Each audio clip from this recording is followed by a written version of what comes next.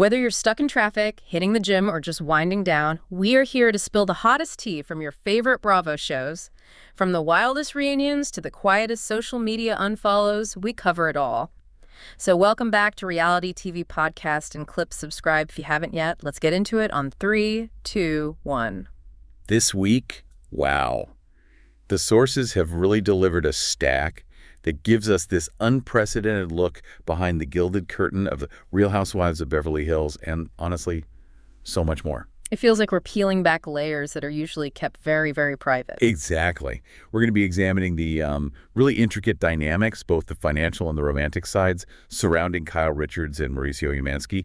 And then we have to contrast that privilege narrative with the intense and devastating legal and financial drama that's enveloping Denise Richards and Aaron Vipers. And that's just Beverly Hills. That's just Beverly Hills. Yeah. Beyond that, we have to dissect the business friction around the newest spinoff, Yeah. the stunning political fallout from a major public outburst involving Andy Cohen. I can't wait to get into that one. Oh, it's something. And then, of course, the never-ending social media scrutiny that follows these figures down to every single follow and click. Mm-hmm. So I think our mission in this deep dive is to really synthesize this complex territory, extract the key insights, and try, as always, to separate the carefully crafted public narrative from what might be a very contradictory private reality. That is a lot to cover. But you're right, that central tension, it seems to be that the financial and relationship stakes are just higher and way more volatile than ever before. So let's start with the couple whose separation has absolutely dominated headlines, Kyle Richards and Mauricio Umansky. Mm-hmm. The details that have come out recently, particularly about Kyle, they paint a very clear picture of her trying to establish some real, tangible independence. It's independence, but it's articulated through a very specific medium, property and investment, which makes perfect sense given her husband's entire profession. Of course. So the court confirmation here is that Kyle has purchased a new home in Tennessee. And crucially, she's not just framing this as, a new house or a fun little getaway. No, the wording was very deliberate. Extremely deliberate. She labeled it an exciting investment made specifically as a newly single woman. That phrasing. I mean, that is a press release in and of itself. Absolutely. It's signaling to everyone, and probably to herself, too, that she is building a portfolio, a life that is completely separate from the one she shared with Mauricio. And it's not an accidental investment, right? It's not just something she stumbled upon. She describes it as being rooted in a genuine passion. Right. She's been consistent about this. She says she's very passionate about real estate, even calling it one of her favorite things. Yeah, and we learned that she now owns homes in 3 different states. Yeah. You've got the well-known property in Aspen, Colorado, the main home in California, and now this. The Tennessee move really solidifies her role as a serious multi-state real estate investor. This isn't just buying a vacation spot. It feels like a very calculated move to diversify her assets, get them outside of the West Coast market, and maybe most critically, outside of the agency's direct influence. That intentional strategic assertion of control is what makes this so compelling. And she was very explicit about the motivation behind it. She directly compared her actions to Mauricio's professional life. She did. She mentioned how he will share things like, oh, I'm making an investment in these investments, and it led her to this moment of, self-reflection. Exactly. She asked herself, what can I do on my own that I can feel good about? She wanted and needed an investment that she could claim as entirely and solely hers. It's a full-on declaration of financial autonomy. And her passion for it seems really hands-on. It's not passive. The sources revealed she prefers real estate over things like stocks, and she's not just handing it off to a manager. No, she admitted she checks listings first thing every single morning and knows every market of every state you could imagine. Wow. So that suggests a deep ongoing involvement. She's positioning herself not just as a consumer in this space, but as an informed operator. So this Tennessee home, it's like the physical manifestation of her own business acumen, her own success. And it also gave her the perfect opportunity to shut down a very persistent rumor that's been swirling around this whole separation. The fate of the main family residence. The Encino house. She confirmed that any reports claiming she was selling it are not true, and the house is explicitly not for sale. Which is a really delicate balance, isn't it? She's establishing her independence by buying new separate property. Right. While also maintaining the stability and the home base for her family back in California. Mm-hmm. It just reinforces this idea that Their separation is incredibly complex. It's financial independence achieved by adding new assets, not by, liquidating the shared marital core. Which brings us to this really striking contrast between her carefully managed, very business-centric narrative and Mauricio's highly public post-separation lifestyle. A very different approach. Very different. And Kyle actually addressed his frequent outings on the RHOBH after show, giving a rationale that I have to say on this seems surprisingly understanding. It did. She shared that Mauricio told her he's been going out so much because he doesn't want to go home to an empty house or be by myself. And she called that understandable. Yeah, and that public defense, it gives us a little window into the private conversations they must still be having. She's framing his behavior as this emotional response to loneliness, not just, him out there living his best single life. But she immediately drew a very sharp line in the sand between his behavior and her own. A very sharp line. She stated plainly that she is more discreet and that she doesn't feel the need to go to hotspots or be out until 2 in the morning. So she's implying that, okay, she gets the loneliness, but she chooses a completely different, much lower profile way of coping. It suggests they're defining their separation in fundamentally different ways. He's seeking public distraction, and she's seeking private stability and, professional focus. And the difference in their visibility is a huge factor here. Oh, a crucial factor. Kyle brought up the paparazzi factor, noting that all this intense media attention around his social life was new since our separation for Mauricio. Right. She said he had to learn that they're actually watching and hiding. And that detail, it provides such valuable insight. Kyle, as a veteran reality star, she knows how to manage public life. She's been doing it for over a decade. She's an expert. Mauricio, whose public fame really came through their marriage and the show, is suddenly the primary target of intense surveillance. He's learning the very hard rules of celebrity in real time. And it's exactly this public visibility that makes the next development so, explosive. Because despite all the talk of separate lives, new investments, discretion, late-night outings, the couple generated massive reconciliation rumors right at the start of the new year. In Aspen, of course. Yeah. They were reported to have been touchy and warm at Kate Hudson and Kate Hudson's New Year's Eve party. And this is not some small get-together. This is a high-profile, celebrity-packed event. Their appearance there, together, behaving affectionately, it immediately just muddied the clear-cut separation story they'd been trying to sell. And we have to look really closely at the eyewitness account from that party, because the description was extremely specific. It was. The insider claimed they were very obviously together and really enjoying one another's company all night. They mentioned seeing their arms around one another, describing them as very touchy and warm. And then the source went so far as to conclude that if you had no prior knowledge of their split, you would absolutely presume they were still happily married. And that level of affection in that highly visible a setting, it just completely contradicts that whole newly single woman narrative Kyle had just established with her Tennessee investment. It's baffling. And then you add in the intimate family context that surrounded the holiday, and it adds another layer of depth to the contradiction. Right, the video from their daughter. Yeah, their daughter, Sophia Umansky, who's 25, she posted a video during that same Aspen trip, and it showed both Kyle and Mauricio together watching a movie at their home. Eating popcorn on the floor like little kids. Exactly. This deeply personal, shared family moment. And you have to remember their other daughters, Alexia, 29, and Portia, 17, are there, plus Kyle's eldest, Farah. It shows that the core family structure is fighting so hard to remain intact, regardless of their marital status. It reveals a private reality where the emotional separation might be far slower and way less definitive than any of the public announcements would have you believe. And to really appreciate the full weight of that New Year's Eve sighting, we have to briefly recap Mauricio's previously reported activities. Right, because this didn't happen in a vacuum. Before this, he had been linked to a whole string of high-profile outings with other women. Most notably, model Nikita Khan, who is 35, and influencer Claudia Kay, who is 33. And then, of course, the one that got the most attention was with F-Boy Island alum Celisa C.J. Franco. Yes. And those outings, particularly the one with C.J. Franco, were public enough and frequent enough to cause some pretty significant private drama within the family. Mauricio himself admitted it. He said the photos of him with C.J. Franco created an incredibly awkward moment during their family Thanksgiving dinner, leading their daughter Sophia to question him directly about what was going on. Can you imagine? Mauricio's defense was that CJ is just a friend, and that the photos, They look more cozy or more whatever than what the reality is. But the key takeaway here isn't really about whether he was telling the truth or not. No. It's the profound difficulty of trying to maintain a separation while also remaining a central, unified family unit.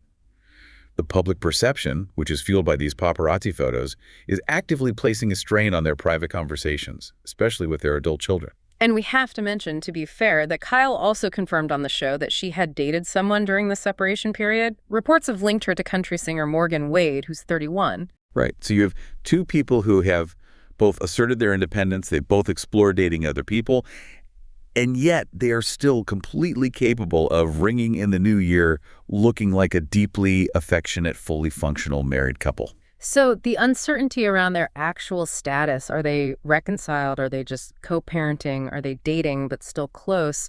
Are they just protecting the family brand? That continues to be the central dynamic driving their whole narrative. And that tension, that struggle between this high-gloss, financially stable separation and the messy emotional reality, it provides a pretty jarring transition into our next subject. A very jarring transition. The intense, almost catastrophic financial hardship now gripping another former RHOBH couple, Denise Richards and Aaron Fipers. I mean, this is not about discrete investments in Aspen homes. This is about destitution and very intense public accusations. Yeah, this section requires some extreme detail because the allegations are just so severe and complex. We learned that just weeks before Denise Richards, 54, and Aaron Fipers, 53, were evicted from their multi-million-dollar Calabasas home. A home valued at $3 million. Evicted for unpaid rent. Just weeks before that, Aaron's family launched a public GoFundMe campaign. Just stop there for a second. An eviction from a $3 million home for unpaid rent is, in itself, a staggering sign of financial collapse for a couple who were on a show about extreme wealth. It's unbelievable. And the GoFundMe, initiated by Aaron's family, had this really ambitious and significant goal of $110,000.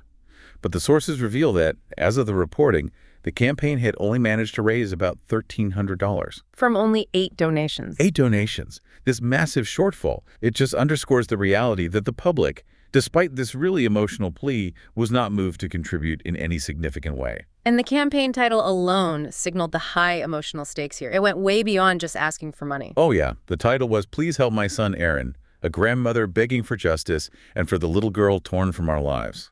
That phrasing, it immediately introduces this idea of systemic wrongdoing, suggesting a child has been victimized by the circumstances. And that's where we have to analyze the heavy, specific claims made by Aaron's mother, Patricia Fipers, in her personal message on the GoFundMe page. I mean, this message is the absolute crux of the entire controversy. It is. She claimed Aaron has been destroyed by false allegations, Hollywood power, and a system determined to silence him. That language, it suggests a conspiracy.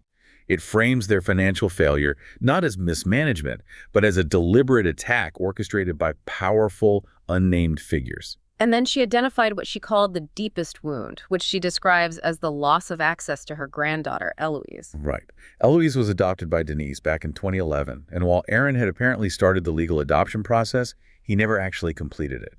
So the grandmother is presenting this as a humanitarian crisis, directly linking the financial collapse to the severing of this key family tie. But her account goes into this excruciating detail about the private life they were allegedly leading inside that $3 million home. A life that sounds completely unsustainable. Patricia claimed she was brought in specifically to hold the home together, and she detailed this chaotic environment involving, get this, 36 dogs, 5 cats, endless responsibilities, all hidden from the landlord. 36 dogs. 36.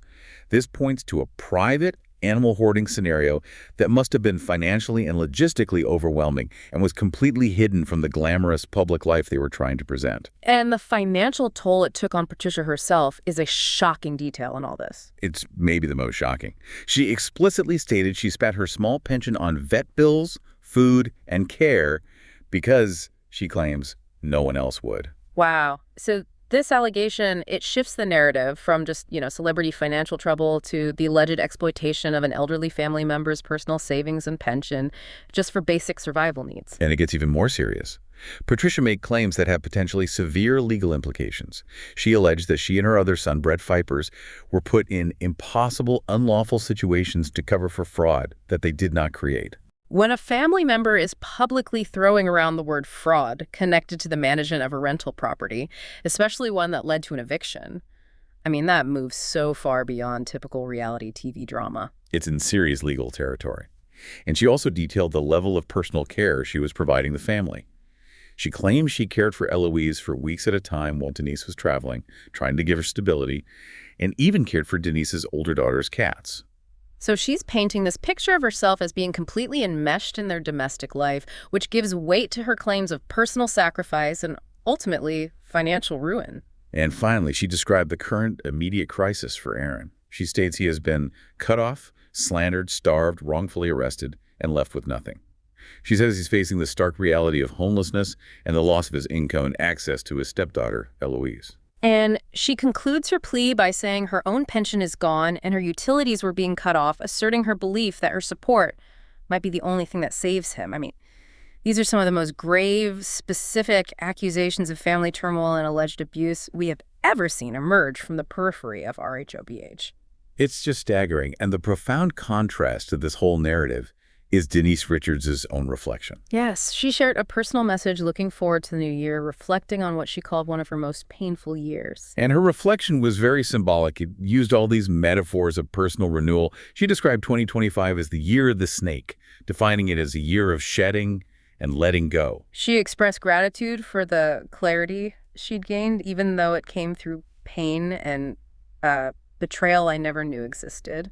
While she carefully avoided naming Aaron's family or directly addressing the GoFundMe, her public acknowledgement of intense personal pain and betrayal seems intrinsically linked to this explosive family and financial collapse that's unfolding around her. It has to be. And she credited her support system, her family, old and new friends, the fan community, her work colleagues, for helping her get through it. She concluded that she is finally starting to feel like me again, only better. So you have these two narratives. A mother-in-law's desperate public plea for justice, alleging fraud and destitution, and Denise's public declaration of finding clarity in shedding betrayal. And they just exist in this deeply polarized state. It just underscores how reality fame can hide absolutely devastating private realities. And that tension between the high cost of fame and the real financial and relational friction, it leads us directly into our next subject. We're talking about the cold, hard business model of new spinoffs. Right. Specifically, the financial demands being placed on the cast of The Valley, Persian style. So we're transitioning from these profound personal financial crises to, I guess, transactional professional ones. And this one is utterly baffling. It really is. The friction arose around the premiere party for the new Shahs of Sunset spinoff. And the allegation came from Jeff Lewis on his radio show, Jeff Lewis Live. He claimed that Reza Farhan was, quote, mad. Then why was he mad? Because Golnisa Gigi Garchadagi's business partner was demanding money from the cast. What for what? Lewis claimed that the business partner was charging the actual castmates $100 per person just to attend their own show's premiere party. Wait, to attend their own premiere, the one they're starring in? Yes.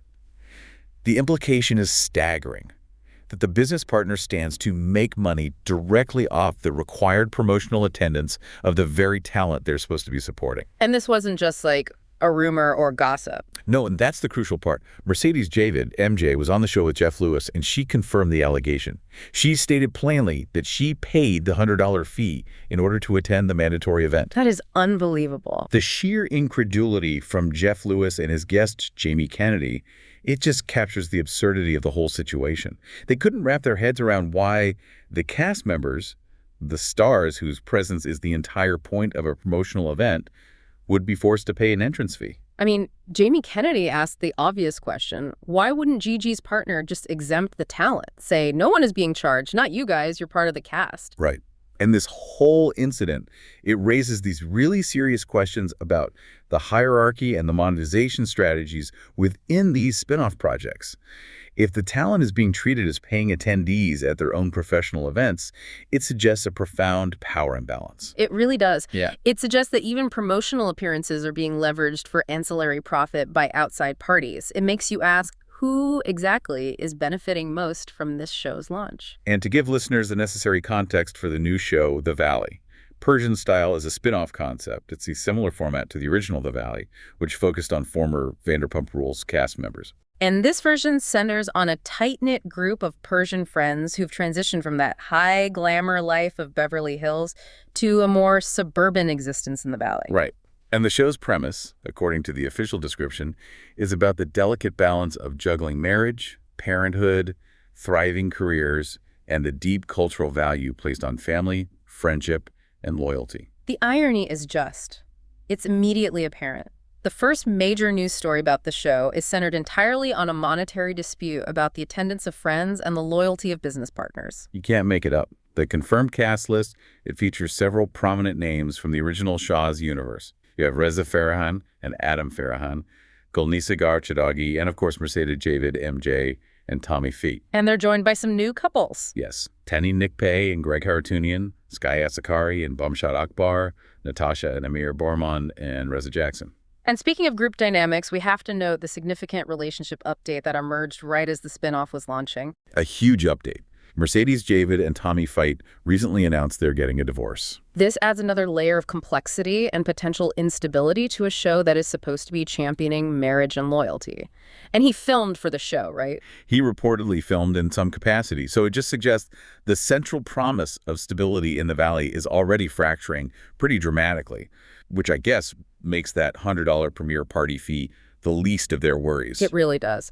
Okay, moving from financial friction to full-blown political firestorms, we have to address the massive public image fallout that followed the widely broadcast actions of one of reality TV's most powerful figures, Andy Cohen. Yeah, his New Year's Eve rant was not just a typical, viral drunken moment. Yeah. It elicited an incredibly sharp, politically calculated response from a major former politician. This all played out live on CNN's New Year's Eve live broadcast. Andy Cohen's drunken rant was aimed primarily at the former mayor of New York City, Eric Adams. And we know his co-host, Anderson Cooper, and even the guest, BJ Novak, were reportedly trying to physically intervene and stop him as he launched into this lengthy, highly critical tirade against New York leadership. He started by targeting Adams' predecessor, Bill de Blasio, right? He did. He called de Blasio's time in office the crappiest and labeled him a horrible mayor. So he was establishing this critical baseline. But he very quickly escalated, pivoting to Eric Adams himself, proclaiming that watching Adams's final moments in office were chaotic, horrible. This wasn't just generalized criticism. It was pointed, personal commentary on the city's transition of power. But the element that truly transformed this into a political event, and not just a TV moment, was the significant factual error Cohen made. This was a big one. Huge. He incorrectly proclaimed that Adams had been pardoned regarding the federal corruption charges that Adams was facing. He said, great, you got your pardons, go off in the sunset. But Adams was never even convicted, let alone pardoned. Exactly. And Cohen then doubled down on this false accusation, looking directly into the camera and saying, you pardoned your way through 4 years, and all the clubs will see you there. He was suggesting illicit behavior and corruption without grounding any of his claims in fact, which made the whole outburst highly defamatory. And you could see Anderson Cooper trying to physically redirect him, BJ Novak suggesting he needed to be cut off, but Cohen just kept going. He did. He offered one sarcastic piece of applause, commending Adams' Office of Rodent Mitigation, saying the former mayor may have dented the rat population, before adding that the rat reduction was a metaphor of sorts. He ended the segment by saying it's a new year and there are less rats. Wow. And the response from Eric Adams was not a typical celebrity brush-off. This was a strategically executed media counterattack. Absolutely.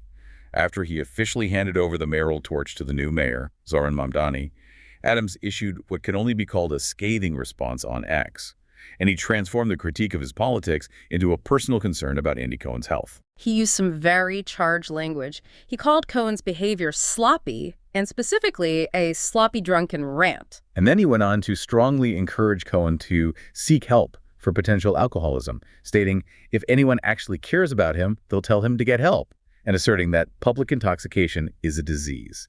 That's a textbook example of shifting the narrative.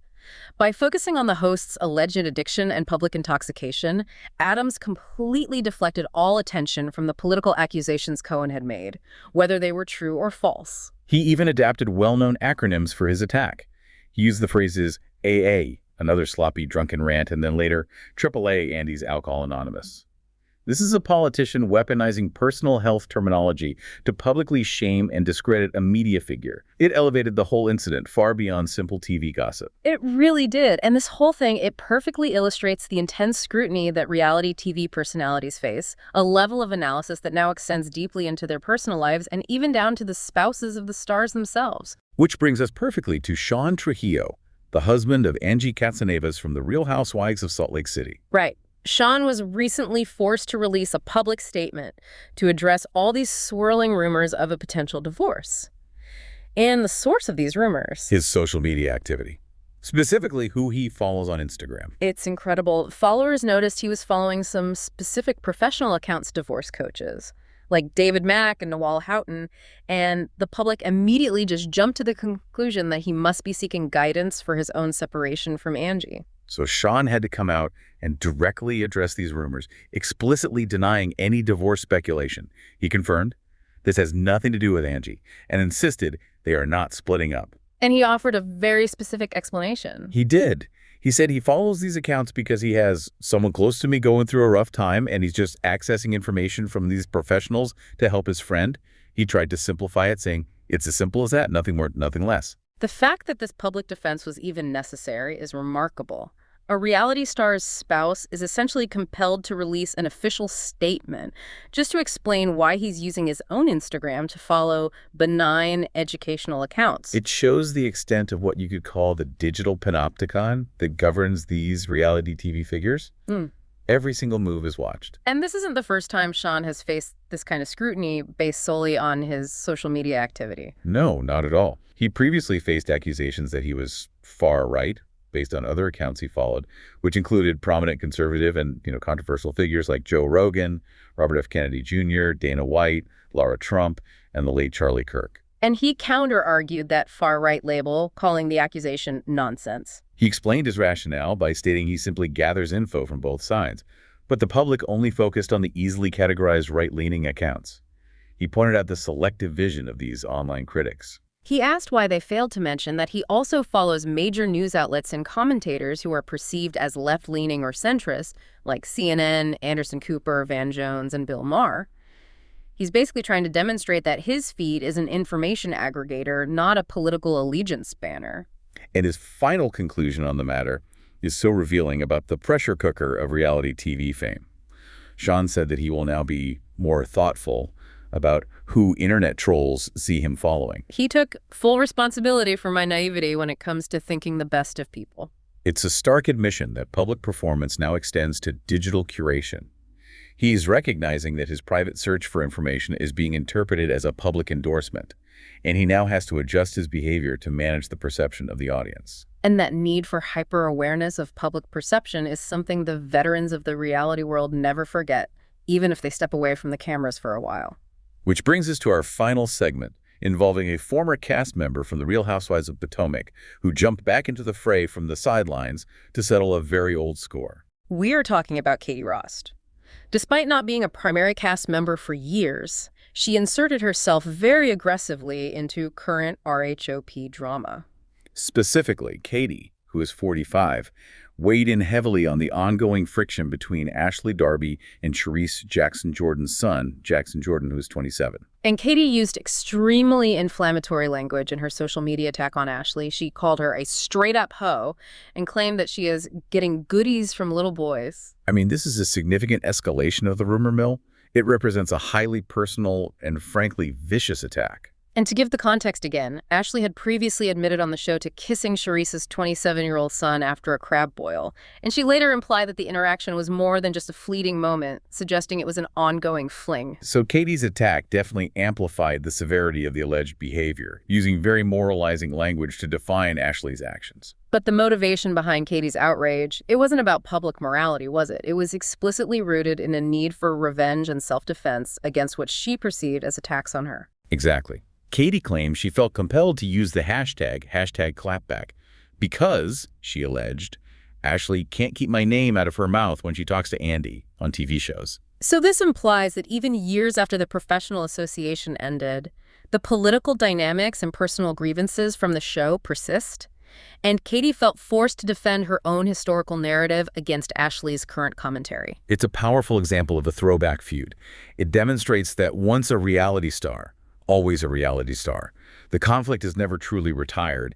It just waits for the next opportune moment to erupt on social media. But immediately juxtaposed with this aggressive online persona were some incredibly vulnerable and personal updates that Katie shared about her life away from all the drama. That duality is fascinating. On one hand, she's engaging in this vicious online attack. On the other, she revealed she'd received quiet, personal support from a former co-star, Karen Huger, after a period of extreme difficulty. She shared that she received a gracious message from Karen following Katie's own release from prison. And Katie was highly complimentary of Karen. She praised her publicly as a true leader who had offered encouragement through truly tough times. And this brief exchange, shared publicly, it hints at this hidden layer of genuine, quiet support that sometimes exists between these women beneath all the superficial feuds and competitive on-screen antagonism.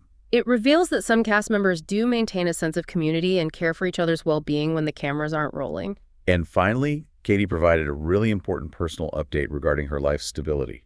She updated her followers on X, revealing that she got married on July 10th. But she also disclosed that this new, stable chapter followed a very challenging period in her life. A very challenging period. She detailed that prior to the marriage, she had experienced a slight manic episode, and she credited her now husband for being instrumental in her recovery, encouraging her to seek professional help and, crucially, to stay off social media during that time. She said she had committed to getting healthy, and now, returning to the public eye, she confirmed she is healthy, happy, married to a good man.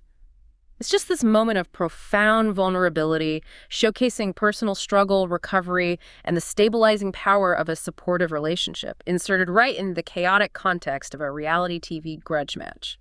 It brings us back full circle, doesn't it? Back to the core theme of this entire deep dive. The constant grinding battle between maintaining a public, drama-filled narrative and managing a very messy, sometimes devastating private reality. When we synthesize this entire stack of sources, the central lesson is the almost complete disappearance of the line between private and public life. Yeah, and the diminishing difference between the controlled narrative and the candid, contradictory reality. You have Kyle Richards crafting this narrative of financial independence with her Tennessee investment, a powerful, controlled statement for the camera. But then, that narrative is completely undercut by the candid reality of the New Year's Eve sighting, where she appears touchy and warm with Mauricio in a high-profile public setting, looking completely reconciled. The message is mixed, the separation story remains uncertain, and that fuels the show's drama. And the financial spectrum we examine today is just stunning. We move from the strategic, multi-state wealth management of Kyle Richards to the devastating financial turmoil surrounding Denise Richards and Aaron Pfeiffer's. We jump instantly from seven-figure real estate transactions to $110,000 GoFundMe goals, eviction notices, and allegations of serious fraud and the exploitation of a family member's pension. It puts a very tangible, high-stakes lens on the supposed high-glamour lives these people are leading. And what connects all of these threads is the suffocating prevalence of social media scrutiny. It affects everyone, regardless of their status.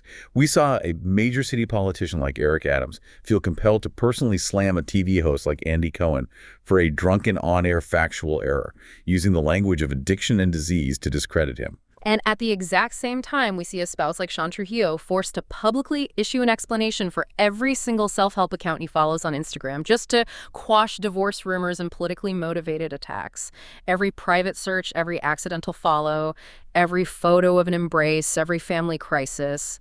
It all becomes raw fodder for public consumption, scrutiny, and severe judgment.